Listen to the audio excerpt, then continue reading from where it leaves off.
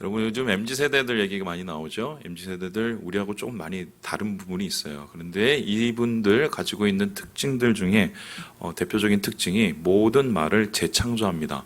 특별히 재창조할 때 어떻게 재창조하느냐? 말을 굉장히 줄여 쓰는 줄임말이 많아요. 그 대표적인 게 바로 이런 건데요. 보시다시피요. 이 보배 같은 이 보조 배터리 이런 이 간단한 줄임말 뭐 전매추 하면 점심 메뉴 추천 뭐 이렇게 쓰고요. 그런데 이제 만반잘부 요거 보면 만나서 반가워 잘 부탁해 요런 이제 단답형 이제 줄임말이 있습니다. 이제 그 다음부터는 고급형인데 쪄 죽다 이게 뭐냐면 저도 최근에 알았는데 쪄 죽어도 따뜻한 물로 샤워한다. 이게 이제 쪄 죽다고요. 그 밑에 있는 갑통알은 이제 고급형이죠. 갑자기 통장을 보니 알바해야겠다. 뭐 이런 말들을 굉장히 위트 있게 줄여 쓰는 게 이 친구들의 특징이더라고요. 근데 제가 요즘 최근에 이 줄임말 중에 눈에 계속적으로 들어오는 말이 하나가 있습니다. 바로 이건데요. 근자감이라는 말입니다. 근자감. 이 근자감이 뭐냐면 풀었으면 근거 없는 뭐예요? 자신감, 근거 없는 자신감이에요. 이 말은 2000년대 이제 인기 아이돌 그룹이죠. SS501, WS501인가요? 이 여기에 이제 박정민이라는 이 아이돌이 있나 봐요. 이분이 유행시킨 단어인데 뭐 인터뷰를 하다가 옆에 있는 그 같은 팀원이 데뷔 무대에서 떨리지 않았다고 얘기를 하니까 그 얘기를 듣고 그게 근거가 없다고 근자감이라고 얘기한 것부터 시작이 됐다고 합니다. 이 자신감은 나쁜 게 아니죠. 우리를 더 힘내게 만들고 우리를 더 활기차게 만드는 것입니다. 그래서 매우 필요한 건데 문제는 그 출처가 이 불분명해지면 얘기가 달라집니다. 한마디로 이때는 자신감이 아니라 허풍 내지는 허세가 되는 것이죠. 그래서요, 이 근자감, 자신감은 우리를 되게 힘있게 만들면 근자감은 우리를 낭패로 만들 수 있다. 이 근자감은 도대체 그러면 언제 많이 나타날까요? 우리 속담을 비춰보면 그 케이스가 정확하게 드러나는데 범을 무서워하는 건 절대로 일반 강아지지 하루 강아지는 절대로 무서워하지는 않습니다. 그래서 뭣도 모르면 무서운 게 없어요. 뿐만 아니라 빈수레가 어떡합니까? 요란하지요. 요란한 거는 아무것도 없을 때 요란합니다. 그래서 뭘 모르고 뭐가 없을 때 아무것도 정보가 없으니까 자신감이 솟아날 수 있다. 정상이 아닐 수가 있다는 말입니다. 제가 왜 오늘 이 근자감 얘기를 하냐면 오늘 우리가 말씀을 읽은 이 본문의 이 이야기가 사실 굉장히 충격적이기 때문이에요. 본문을 이야기하는 이 사람은 바울인데요. 바울을 우리가 알기는 사도고 그는 굉장히 복음에 충실한 자로 알고 있는데 오늘 말씀을 보니까 이 바울이 우리가 알던 바울이 아니라면 어떻습니까?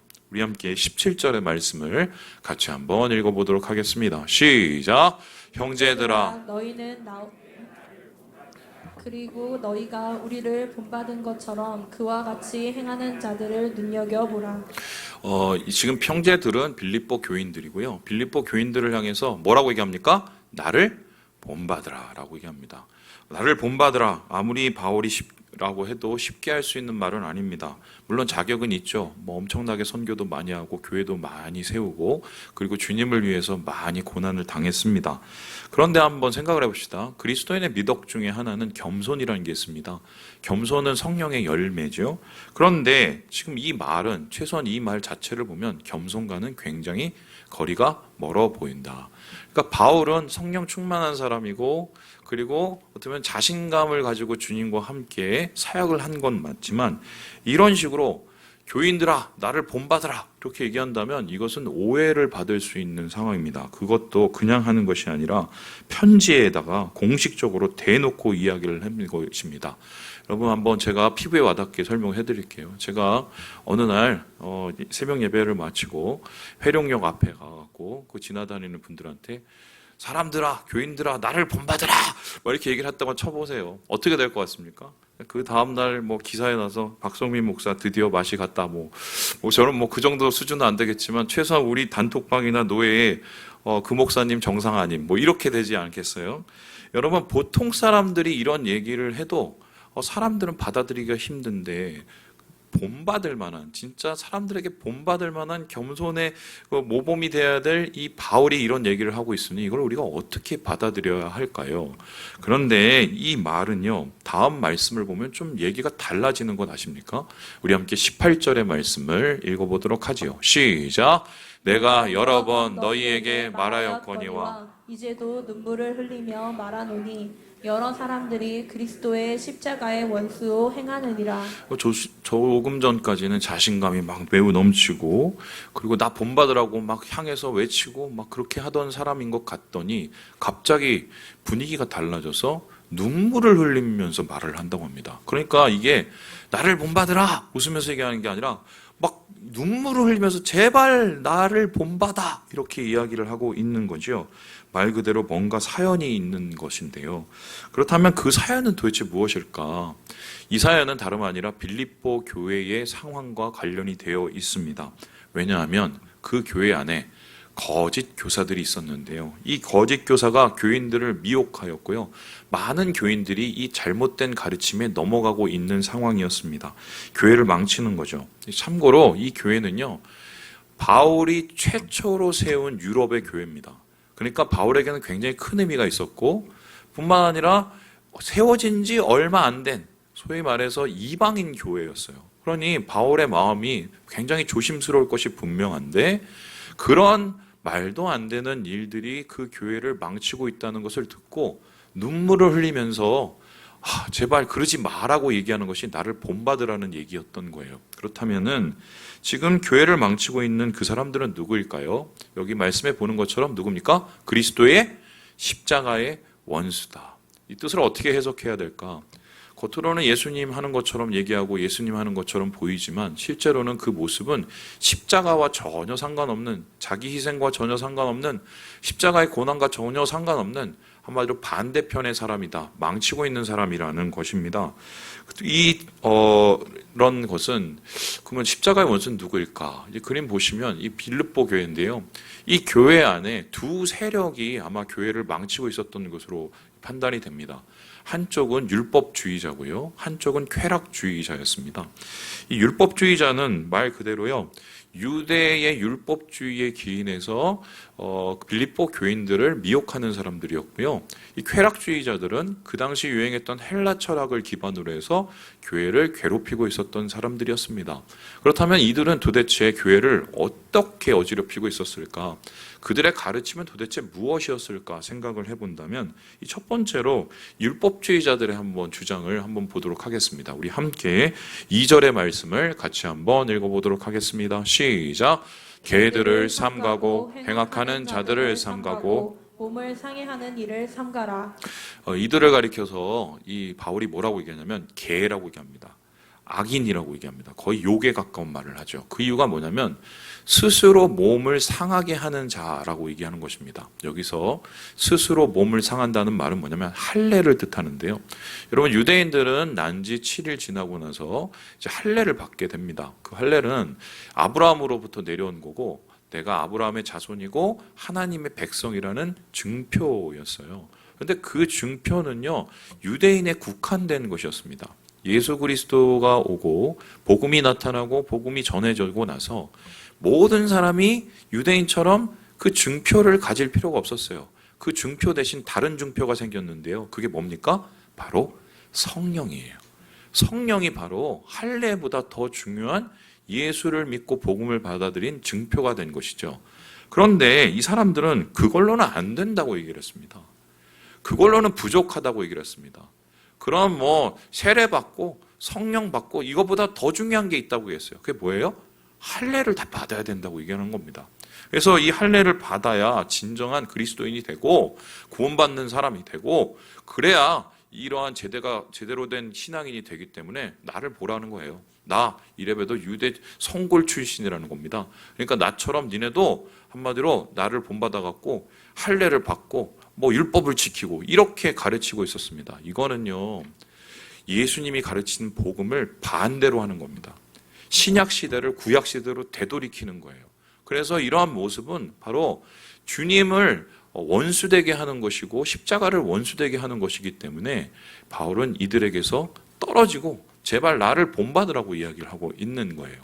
두 번째로 빌립보 교인들을 괴롭혔던 이 거짓 교사들은 누구였을까? 바로 쾌락주의자들인데요. 그들의 한번 주장을 같이 한번 읽어보도록 하죠. 시작. 그들의 마침은 멸망이요. 그들의 신은 배요. 그 영광은 그들의 부끄러움에 있고 땅의 일을 생각하는 자라. 이분들은 한마디로 말하면 오늘이 전부인 사람들입니다. 무슨 소리냐? 예수 믿고 구원받았으면 그걸로 땡. 그리고 살아가는 오늘은 행복해야 돼. 즐거워야 돼. 그래서 내 안에 기쁨이 넘쳐야 돼. 한마디로 오늘을 즐기는 게 이 사람의 전부의 목적입니다. 그래서 지금을 즐기기 위해서 뭐가 필요합니까? 기쁨이 있어야 되고요. 즐거움이 필요하고요. 그리고 승리감을 느껴야 됩니다. 성취감이 있어야 돼요. 그거에 반대되면 어떻게 해요? 그것은 멀리 해야 되는 거예요. 예를 들어서 고난하고 그다음에 인내하고 누군가를 위해서 참아주고 헌신하고 이런 거, 야 우리가 괴로운데 지금 내가 당장 잘 살아야 되는데 내가 행복해야 되는데 그거 필요하지 않아. 구원받았으면 땡, 지금 우리 편하게 살아. 이 소리가 이들의 주장이었습니다. 교인들 이들에게 넘어갈 수밖에 없었죠. 왜요? 편한 얘기를 하니까요. 보이는 얘기를 하니까요. 그래서 이런 게 중요한데 이 사람들이 더 사람들의 마음을 뺏었던 이유가 뭐냐면 대놓고 자기 자신을 선전을 막 했어요. 여러분, 대놓고 자기 자신을 선전하면 사람들이 막 칫칫하고 흥흥하고 거기에 대해서 호응을 안 할 것 같죠? 처음은 그렇습니다. 근데 같은 얘기를 10번을 들었다고 생각해 보세요. 20번을 들어봤다고 생각하세요? 30번을 들어본다고 생각하세요? 그때부터는 얘기가 달라져요.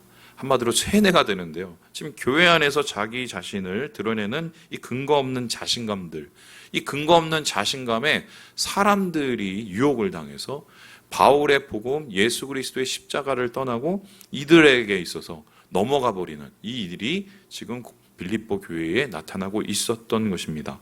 그래서 바울이 나 좀 본받으라고 얘기하는 건 야, 내가 대단한 인물이라서 그런 게 아니에요. 여기에서 16절에 보면 그대로 행하리라는 말이 나오는데 이게 뭐냐면 줄을 서는 겁니다. 여러분, 제가 군대에서 줄을 설 때 누구 기준해서 기준합니다. 자, 누구 기준으로 뭐 양팔 간격으로 벌려 그러면 와 하고 벌립니다. 근데 그게 안 될 줄 알았는데 그게 됩니다. 아주 철저하게 돼요. 그리고 어떻게 해요? 누구 기준으로 해서 다시 모양 탁 모입니다. 이게 어떻게 되느냐? 거기서 방법을 가르쳐 주는데요. 나중에 막 행렬하고 막 이렇게 걷거든요. 옆에 사람, 앞에 사람, 거기만 정확하게 보면 돼요. 그러면 줄을 잘 맞힐 수 있습니다. 지금 바울이 나를 본받으라고 말하는 게 정확하게 표현하면 줄을 맞추는 거예요. 야, 니네가 예수를 바라보고 신앙을 해야 되는데 예수님 본 적이 없으니 나라도 보고 좀 줄이라도 좀 맞춰. 지금 이 얘기를 하고 있는데요. 자, 그렇다면 바울의 이 근자감이 이유가 없는 게 아니라 이유가 있는 근거 있는 자신감이다. 이렇게 볼 수가 있겠죠. 빌립보 교인들은 바울에게서 그러면 무엇을 본받아야 될까요? 바울을 보고 그의 말씀의 원칙, 신앙의 원칙 어떤 것을 세워야 될까? 바울이 자기에게서 신앙을 얘기할 때 꼭 남기고 싶었던 메시지는 무엇일까? 오늘 여러분과 함께 그것을 살펴보려고 하는데요. 오늘 말씀 이 본문을 잘 살펴보면 세 가지로 그게 정리가 되는 것 같아요. 우리 함께 같이 읽어보도록 하겠습니다. 시작! 부끄러움이 자신감이다. 바울은 자기의 자신감의 근거를 뭐라고 하냐면 내가 부끄럽기 때문이라고 얘기합니다. 이상하죠? 우리 함께 6절의 말씀을 같이 한번 읽어보도록 하겠습니다. 시작! 열심으로는 교회를 박해하고 율법의 의로는 흠이 없는 자라. 지금 좀 전에 그 율법주의자를 가리켜서 개라고 얘기했습니다. 행악자라고 했습니다. 그런데 바울이 자기 자신을 소개할 때 뭐냐면 나는 그들보다 더한 놈이었어 라고 이야기했어요. 그래서 그 율법에 너무 내가 취한 나머지 예수 그리스도를 믿는 사람들을 핍박하고 죽이려 했고 실제로 죽였던 사람이 자기라고 말을 합니다. 그래서 지금 거짓 교사처럼 자기의 위대함을 선전하지 않고 오히려 부끄러운 그 과거를 드러내고 있습니다.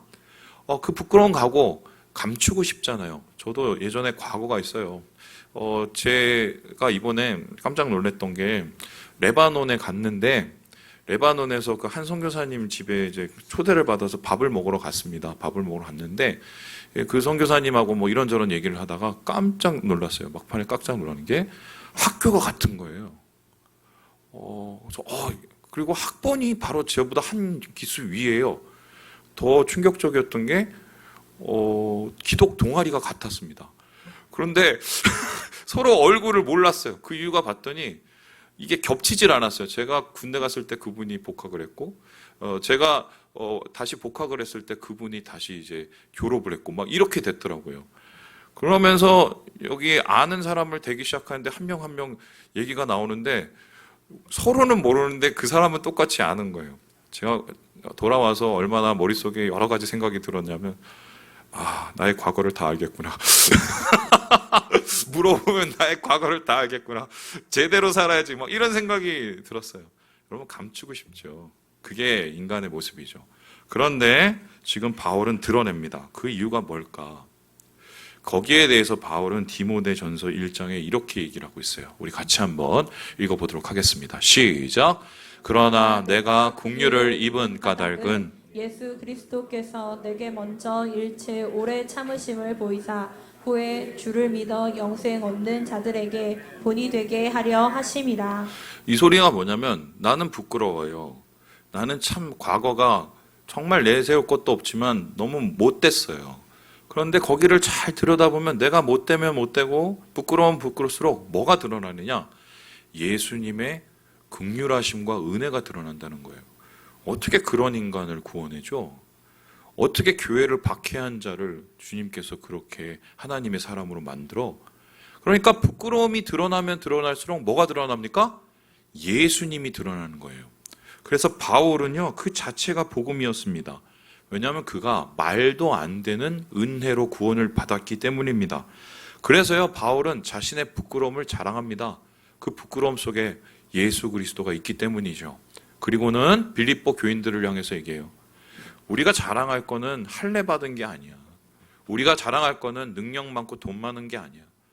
내가 부족한데 예수님이 나를 구원해 주신 그 은혜, 그 사랑, 그게 우리의 진정한 자랑이 되어야 된다고 말을 하고 있습니다. 여러분, 여기에 대해서 김세윤 박사가 이렇게 얘기를 하는데요. 우리 같이 한번 읽어보도록 하지요. 시작.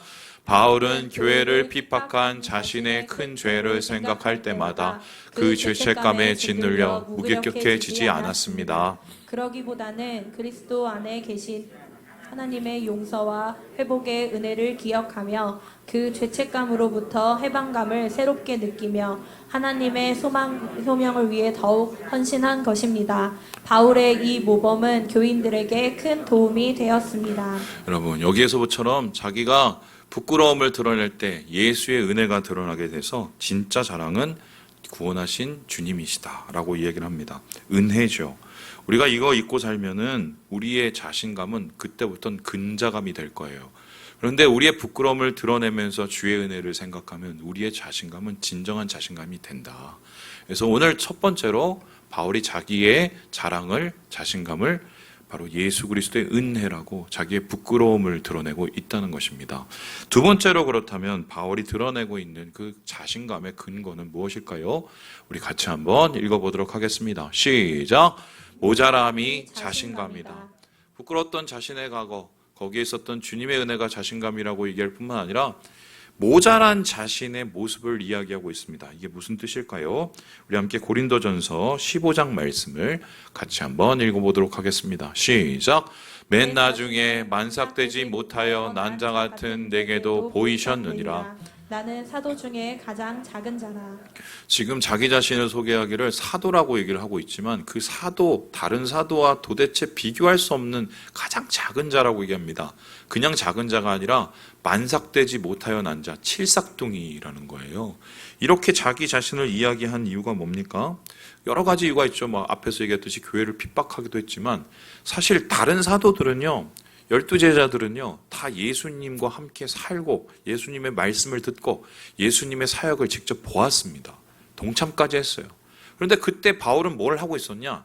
열심히 율법에 취해서 거기에 매몰되어 있었습니다. 그리고 바울이 예수님을 만난 건 언제냐? 예수님께서 부활하시고 승천한 이후에 그 후에 만났어요. 그러니까 바울의 이 예수님과의 만남은 사실은 공식적이지가 못했어요. 그러니까 어디 갈 때마다 어떤 일이 일어나느냐? 너는 뭔데 네가 사도냐? 너 이방인의 사도라고 그러는데 그 근거가 뭐냐? 항상 공격을 받았습니다. 그래서 바울은요, 이 서신서에 항상 뭐라고 얘기하냐면 그리스도가 세운 사도된 자, 예수님이 직접 세운 사도된 나, 이렇게 얘기를 하고 있어요. 그도 그럴 것이 그만큼 근거가 굉장히 부족한 사람이었습니다. 그렇다면은 사람들은 어떻게 합니까?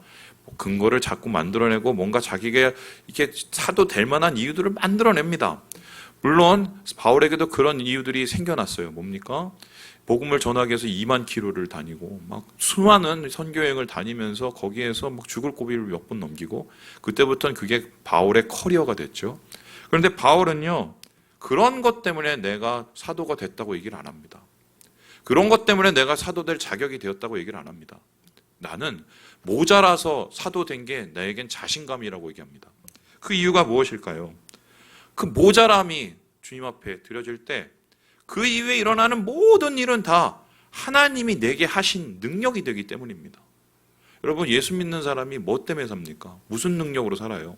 내 힘으로 살다가는 정말 한치도 살 수 없는 게 우리의 인생인데, 순간순간 나의 모자람을 주님께 고백함으로 하나님께서 주신 것을 받고 그것으로 우리가 사명과 소명을 다하는 것 아니겠습니까? 지금은 좀 덜 했지만 예전에 이제 소위 말해서 목사님들의 이제 박사 목사가 유행하던 시절이 있었습니다. 여러분도 아마 그 시절을 지냈을 겁니다. 그래서 저 목사님은 어디서 공부했고 저 목사님은 무슨 학위를 받았고 막 이런 얘기를 했습니다. 그래서 이게 어느 정도 되냐면 미국 가서 학위를 안 받아오면 어디 가서 명함을 못 내놓을 시대가 됐었던 적이 있었습니다. 그래서 저도요, 참 할 말이 없는 게, 물론 저는 공부를 하고 싶었어요. 그래서 이게 공부를 했지만 하다가 중간을 그만뒀죠. 그 이유가 시작에 공부 때문에 물론 했지만 적지 않게는 제 커리어를 좀 만들고 싶은 그런 마음도 솔직히 있었다. 그런데 이렇게 되면서 어떤 일이 일어나냐면 폐해가 나타나는데요. 1번, 가짜 박사들이 등장을 합니다. 소위 말해서 어디 미국에서 이 박사 학위를 받았다고 갔는데 가니까 그런 과가 없어요. 그리고 그분이 냈다는 이 논문을 봤더니 미국 가서 박사 학위를 받는데 영어로 쓴 게 아니라 한글로 써서 박사를 받으신 분이 많아졌습니다. 그래서 어느 정도 순간까지 갔냐면 미국에서 이게 장사가 되니까 미국 신학교에서 한국 사람들을 대상으로 해서 박사학위를 파는 과를 만들었어요. 그래서 그 과는 돈 내고 가서 가만히 앉아 있으면 박사학위를 저절로 주는 과입니다. 공부를 해서 박사가 돼야 되는데, 공부를 하기 위해서 박사를 해야 되는데, 한마디로 학위 따기 위해서 학위 장사를 하게 되는 거죠. 그리고 여기에 또 두 번째 폐해가 나타났어요. 이게 뭡니까? 한마디로 겉에 보이는 학위, 겉에 보이는 뭐 지식 능력, 이것에 이제 빠져 있다 보니까 진짜 목회에서 준비해야 될 제대로 된 것을 준비를 못 하는 겁니다. 여러분, 머릿속에서 많다고, 머릿속에서 배운 게 많다고 목회 잘하는 게 아니더만요. 제가 해보니까. 제가 뭐 많다는 게 아니에요. 진짜 목회의 승부는 제가 보니까 두 가지예요. 첫 번째는 인격, 두 번째는 무릎입니다. 이게 준비 안 되면 사실 순간 무너질 수가 있어요. 그런데 소위 말해서 자기 학위로 드러내놓고 뭔가 그것을 가지고 자기 사람들에게 나타내고 권위를 세우고 이렇게 하기 시작하면 진짜 준비해야 될 것 제대로 준비를 못해서 소위 말해서 박사 목사님들이 교회에 문제 일으키고 교회에서 쫓겨나는 일들이 많이 나타났어요. 여러분, 진짜 중요한 거는요, 능력이 아니에요. 우리가 어떤 능력으로 뭐 어떻게 뭘 배우고 이게 아닙니다. 오늘 내가 예수 의지하고 사냐는 겁니다. 내가 오늘 예수님이 맡긴 이 사명 감당할 수 있도록 내가 주님 의지하면서 충성을 다하냐가 중요한 거예요. 이 모자라게 시작한 사도, 이방인의 사도 바울 어떻게 됐나요? 그는 자신의 그 부르심을 이렇게 얘기하고 있는데요. 우리 함께 14절을 같이 한번 읽어보도록 하죠. 시작! 표대를 향하여 그리스도 예수 안에서 하나님 위에서 부르신 부름의 상을 위하여 달려가노라. 원래 끝도 안 되는 사람이 갑자기 이렇게 사도가 되었으니 할 수 있는 건 주님의 능력으로 하는 거고, 그리고 주님께 충성을 드리는 게 전부였던 거예요. 그래서 바울의 이야기를 통해서 우리가 진짜 배워야 될 믿음의 본이 뭔지를 다시 한번 깨닫게 되는 것입니다. 바로 모자란 우리를 주님의 성도로 세워주시고 사명을 주신, 그게 우리의 자존심이에요. 부족한 우리에게 누군가를 섬기고 무엇을 세울 수 있는 그 소명을 주신 게 그게 우리의 자존심이에요. 바로 그러한 자존심 위에서 바울은 살았고요. 그를 본받으라고 빌립보 교인들에게 이야기하고 있는 것입니다. 마지막으로 그렇다면 바울이 얘기했던 이 자신감의 근거는 도대체 무엇일까요? 우리 같이 한번 읽어보도록 하겠습니다. 시작! 사랑함이 자신감이다. 부끄럽지만 은혜다. 모자라지만 주님의 능력이다. 사명이다. 그리고 마지막으로 자기 자신의 자신감을 사랑이라고 이야기를 하는데요. 우리 함께 우리 4장 1절의 말씀을 같이 한번 읽어봅니다. 시작! 그러므로 나의 사랑하고 사모하는 형제들, 나의 기쁨이요 면류관인 사랑하는 자들아, 이와 같이 주 안에 서라. 여러분, 이 말씀 정말 눈물겨운 얘기고 바울에게 있어서는 정말 은혜로운 얘기예요. 저는 오늘 말씀 준비하면서 이 말씀 굉장히 마음속으로 이렇게 왔습니다. 바울은 빌립보 교인들을 향해서 뭐라고 얘기했냐면 나의 사랑하고 사모하고 나의 기쁨이고 면류관인 자들이라고 얘기했습니다. 사랑한다는 얘기를 2번이나 얘기해요. 이런 식의 표현을 얻었던 사람들은 딱 2부류가 있었어요. 첫 번째는 빌립보 교인, 두 번째는 데살로니가 교인. 이들의 공통적인 특징은 다 연약한 교회였어요. 그 교회를 향해서 야, 너희들은 내 자랑이다. 내 면류관이라고 얘기합니다. 특별히 이 면류관은요, 다음에서 보듯이 스테파노스라는 단어인데요. 이것은 왕관, 화관, 월계관, 면류관입니다. 언제 이 스테파노스를 쓰느냐?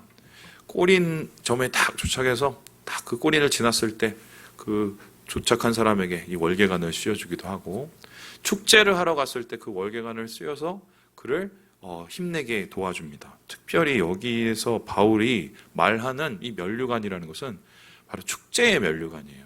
이 소리인데, 야, 내가 너희들 이렇게 전도했잖아. 교회 세웠잖아. 나중에 하나님 가면 그거 다 나한테 뭐 이자 쳐서 다 해줄 거나 그것 때문에 난 너무 행복해 기뻐. 이게 아니에요. 바울에게 진짜 기쁨은 너희들이 거기서 그렇게 신앙 지키고 있는 게 난 너무 뿌듯해. 난 너희들이 그렇게 신앙 지키고 잘 살아가는 모습 보면 나한테 이게 너무 자랑이야. 그 자체가 바울에게는 기쁨이고 바울에게는 자랑이었던 것입니다. 한마디로 표현하면은 바울의 진정한 자신감은 뭐였냐? 교회였어요. 교인이었어요. 교회가 교인이 바로 그의 마음을 뜨겁게 하고 다시 일어서게 할 수 있는 힘과 능력이 되었던 것입니다. 여러분, 교회가 여러분의 자신감이십니까? 교회가 여러분의 자존심이십니까? 이렇게 얘기를 하면은 참 이 한국 교회 그리고 우리 교회의 현실 참 녹록하지가 않습니다. 특별히 여러분 많은 분들이 왜 큰 교회를 가는 줄 아세요? 저는 큰 교회 가봐서 알아요. 저도 옛날에 큰 교회 다녔거든요. 그 이유가 뭐냐면 큰 교회를 가잖아요. 그래서 막 10,000명, 20,000명 막 예배를 드리고 몇천 명씩 예배를 드리면 그 자체가 갖는 은혜가 있어요. 그게 진짜 은혜인지는 잘 모르겠지만 막 사람들이 막 같이 소리를 내서 막 찬양을 하고 그리고 앞에서 사람들이 같이 기뻐하고 막 이러면 내가 뭔가 된 것 같아요. 뭔가 된 것 같아요. 그리고 내가 이 교회 다니는 게 굉장히 자랑스러워집니다. 진짜 그래요. 그래서 저는 큰 교회에서 그런 혜택을 주는 건 좋다고 생각을 합니다. 근데 중요한 건 그게 진짜 자랑인지는 고민을 해봐야 돼요. 많은 교회들 중 큰 교회들이 여러 가지 어려움을 겪게 만들고 한국 교회를 해치는 일들을 하고 있지요. 그렇다면 진짜 자신감이 주는 교회가 뭔지는 한번 진짜 고민해 봐야 되거든요. 여러분, 제가 충격적인 얘기 하나 해드릴게요. 지금 바울이 얘기하는 이 빌립보 교회, 나의 자신감이라고, 나의 자랑이라고 얘기하는 빌립보 교회 교인들 몇 명이나 될까요? 몇 명이나 될 것 같아요? 모르세요? 한 가지 근거가 에베소 교회가 그 당시 제일 큰 교회였거든요. 그 당시 에베소 교회가 예배당이 있었을까요? 없었을까요? 없었어요. 다 집에서 예배드렸어요. 그리고 떨어져서 예배드렸어요. 그런데 그들의 숫자를 대충 세보니 학자들의 이 중간 결론은 100여 명입니다. 그렇다면 지금 빌립보 교회는 에베소 교회보다 생긴 지도 얼마 안 되고 굉장히 작은 교회였어요.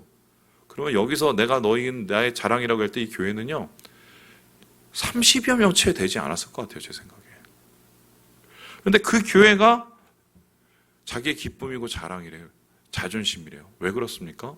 여기에 대해서 이 사도행전에 이렇게 얘기를 하고 있는데요. 우리 함께 20장 말씀 같이 한번 읽어보겠습니다. 시작. 그러므로 여러분이 일깨어 내가 3년이나 밤낮 쉬지 않고 눈물로 각 사람을 훈계하던 것을 기억하라. 이게 바울이 교회를 어떻게 생각했는지 드러난 부분이에요. 눈물로 세웠어요. 이 눈물은 좋은 시절의 눈물이기도 하지만 나쁜 일의 눈물이기도 합니다. 여러분 교회 해보시면 알겠지만 좋은 일 별로 없습니다.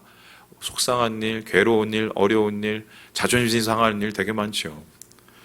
저는 진짜 하나님께 감사하는 게 제가 목사가 안 됐으면 저는 정말 근자감에 쩔어서 살았을 것 같아요. 그런데 목사 되고 나서 이런저런 일 겪으면서 정말 자존심이 바닥으로 추락하고 저 안에 있는 제 부족함 몇 가지 깨달으면서 진짜 제가 알게 된 게 하나가 있어요. 그건 뭔지 아세요? 하나님께서 나보다도 훨씬 우리 교회를 사랑한다는 거예요. 그걸 아니까 바울이 이 교회를 향하면서 눈물을 흘리죠. 주님의 사랑이 거기 있기 때문에. 그리고 자기가 할 수 있는 최선을 다해서 교회를 위해서 애씁니다. 한 영혼이 살아나는 것을 바라보죠. 그리고 그 사랑으로의 눈으로 그것을 바라볼 때 주님의 사랑이 그곳에서 열매 맺고 있는 것 보는 겁니다. 그게 그의 가장 큰 자랑이 된 거죠. 여러분은 무엇을 자랑하고 사십니까? 여러분의 자존심은 무엇으로부터 시작이 되십니까? 내가 교회를 위해서 뭐 했고 내가 옛날에 왕년에 뭐 했고 그거는 근자감이 될 수 있어요. 진정한 자신감은 예수로부터 나온다. 예수의 은혜, 예수의 사명, 주님의 교회. 바울의 이야기를 마음속에 들으시고 하나님 안에서 진정한 자랑과 기쁨을 회복하시는 우리 모든 성도들 되시길 주님의 이름으로 축원합니다. 기도하겠습니다.